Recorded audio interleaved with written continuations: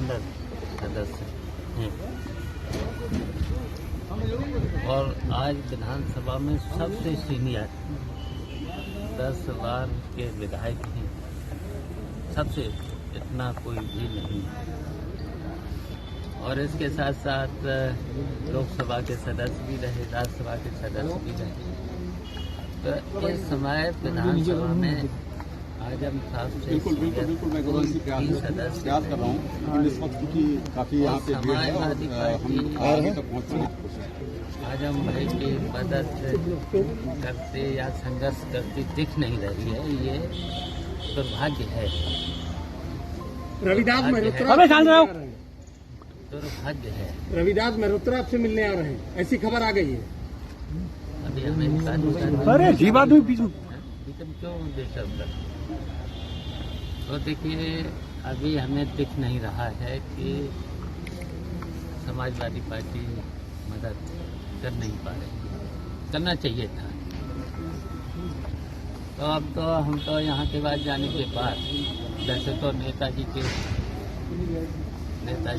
अगुवाई में समाजवादी पार्टी को लोकसभा में भी मनोजा हाँ ठीक है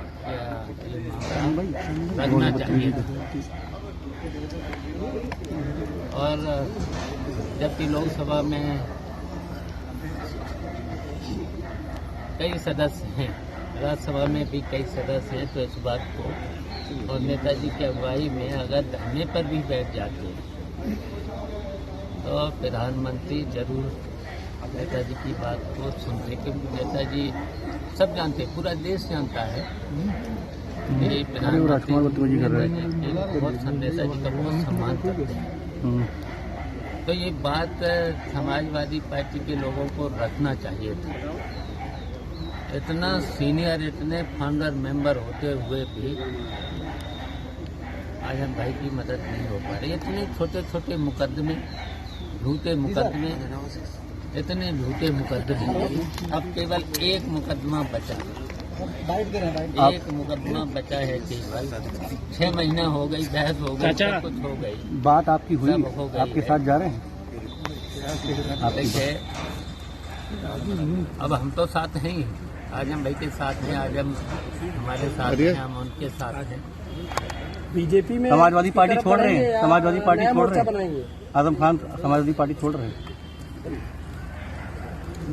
ऐसा तो कोई सवाल है। मिलेट टाइम्स को आपकी जरूरत है, हमारी आप माली मदद करें।